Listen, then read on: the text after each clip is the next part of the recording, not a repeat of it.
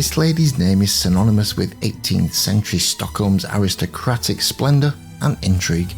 Born into the illustrious Löwen and Horn of Ekibiron families, she stood at the crossroads of legacy and ambition. As a revered beauty and the undeniable queen of fashion, she didn't just grace the courts, she became the pulse of Stockholm's royal and social circles. But beyond the allure and scandals, her life was a complex tapestry of love, political intrigue, and unwavering resilience. From scandalous affairs to the challenges faced by her controversial son Adolf Ribbing, her story captures a bygone era of Swedish history. And now we can discover the woman who became an enduring legend in her own right. So let's now look into the captivating world of Eva Löwen.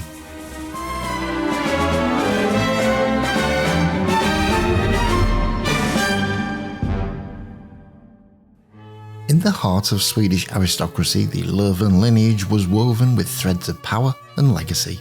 Eva Löwen emerged from this tapestry, her bloodline tracing back to the invincible Axel Löwen and the enigmatic Eva Horn. But her heritage didn't stop there. She was the torchbearer of the Horn legacy, being the cherished granddaughter of the formidable Arvid Horn. And if legends were to be believed, the whispers of Christina Piper, her great-grandmother, echoed in Eva's determined spirit. In 1764, Eva's fate intertwined with Count Frederick Ribbing, a union that sealed their family's destinies together. From their passionate and storied marriage, a new legacy began with the birth of their son, Adolf, a name that would in time become synonymous with intrigue and ambition.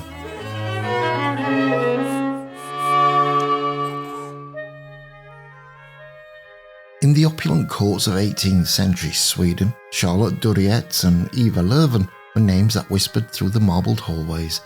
While Eva wasn't a formal lady-in-waiting, she held a special place in the court's affairs and had forged a close bond with Queen Louisa Ulrika. One frosty February night in 1768, rumours swirled of both Charlotte and Eva, playfully trying to ensnare the affections of Crown Prince Gustav. With her wiles and charms, Charlotte eventually won the prince's heart, but only briefly. By autumn's touch, their dalliance had faded. Still, the prince's heart wasn't to remain unclaimed for long. He turned his affections towards Eva. However, Eva, ever the discerning soul, spurned his advances. She believed his pursuit was merely a rebound from his wounded pride. Her loyalty to her future queen, she argued, was unwavering. She might have held feelings for him, but she'd never let them jeopardise the kingdom's stability.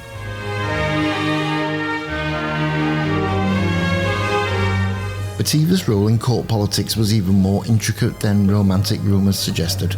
Hidden away in a clandestine record of the French state, her name emerged as one of the covert agents furthering French interests in Sweden. Undoubtedly, Eva Löwen's commanding presence in social circles and her intricate web of associations with distinguished gentlemen cast her as an irresistible allure in the eyes of the French state. In the era preceding King Gustav III's dramatic coup d'etat, her name graces a concealed roster of individuals, veiled in secrecy, who found themselves recipients of the coveted French state pensions. Though diverse avenues, these privileged few lent their efforts to fortify the French influence woven into the fabric of Sweden.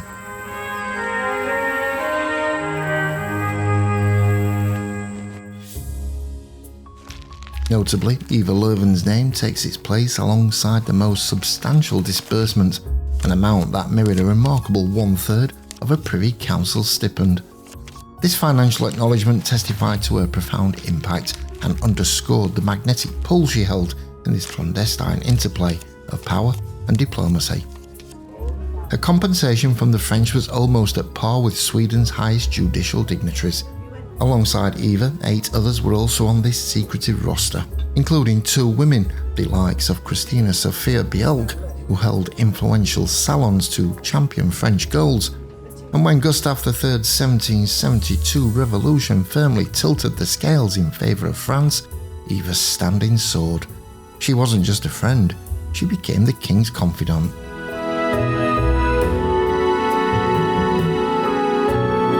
Their bond was evident, whether at the dazzling royal Swedish opera or intimate royal suppers.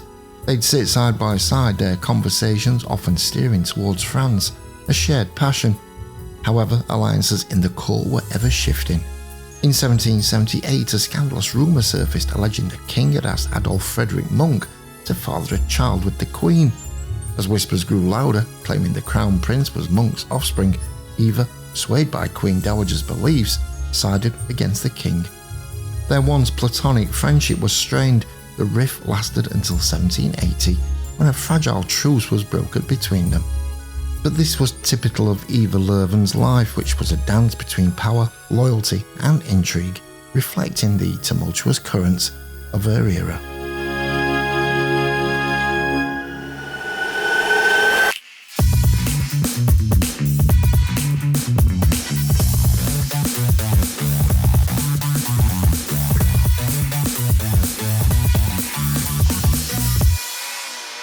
Amid Stockholm's glittering courts and cobbled streets, Eva Löwen reigned supreme. A dazzling beauty with a sharp wit, she was christened the city's queen of fashion.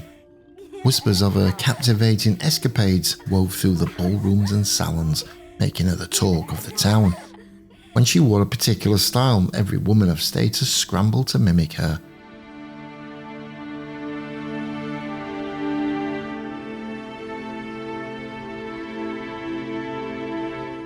However, 1767 marked a turning point in her storied life. A footman's discreet word brought her husband rushing home, only to find her in an intimate setting with the dashing French envoy Louis de Breteil. In the ensuing chaos, de Breteil, with a mix of charm and gold, managed to escape the household's wrath.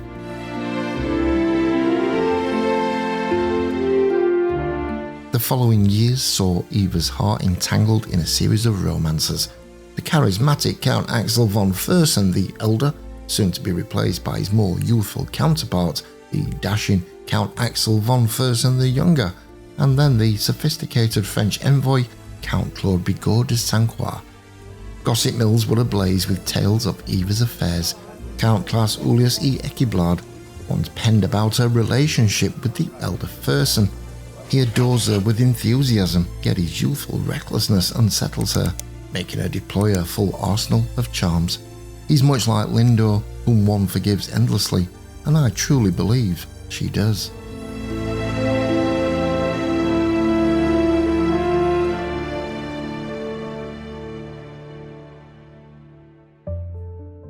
But as the years passed, shadows clouded her radiant life. In 1788, her son Adolf Ribbin, entangled in a scandalous duel with Hans Henrik von Essen, found himself on the wrong side of royal favour. Matters took a darker turn in 1792 when Adolf was implicated in the shocking assassination of King Gustav III, forcing him to flee his homeland. Eva's heart ached at the thought of her son's choices, yet her unwavering support never faltered.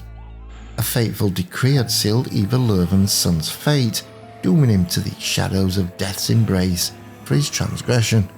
But in this intricate dance of intervention and redemption, Eva Löwen found herself entwined with the enigmatic Gustav MacLean, the master weaver of fate. Yet a twist of destiny interwoven within the enigmatic MacLean transformed this grim sentence into a symphony of second chances. The dark clouds of execution were dispersed, replaced by the haunting exiled winds that whispered tales of a fallen noble's title.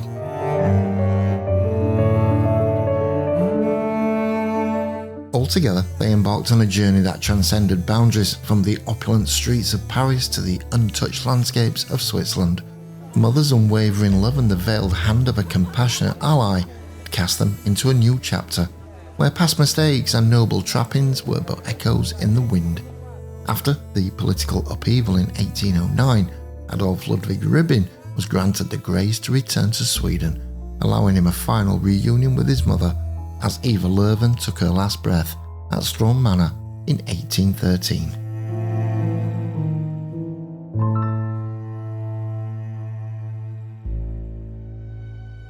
In the annals of Stockholm's glittering history, few names shine as brightly as Eva Löwen's.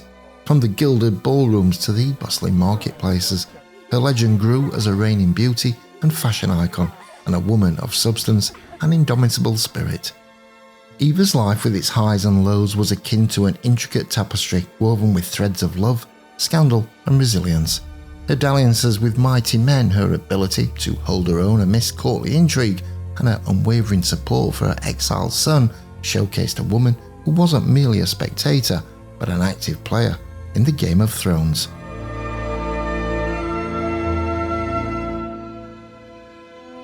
While her contemporaries often whispered about her affairs and impeccable fashion sense, her resilience defined her legacy. In the face of personal tragedies and shifting political sands, Eva remained undeterred, drawing strength from her convictions. Her relationship with Baron Gustav Maclean, a testament to enduring love, provided a sanctuary in her later years.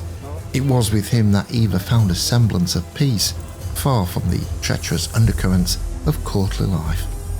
As newer tales occupied Stockholm halls, the whispers about Eva grew fainter as time passed.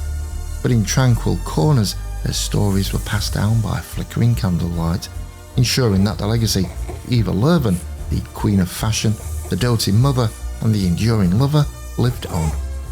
Generations would come and go, but the name Eva Löwen would forever remain etched in golden letters in the annals of Swedish history.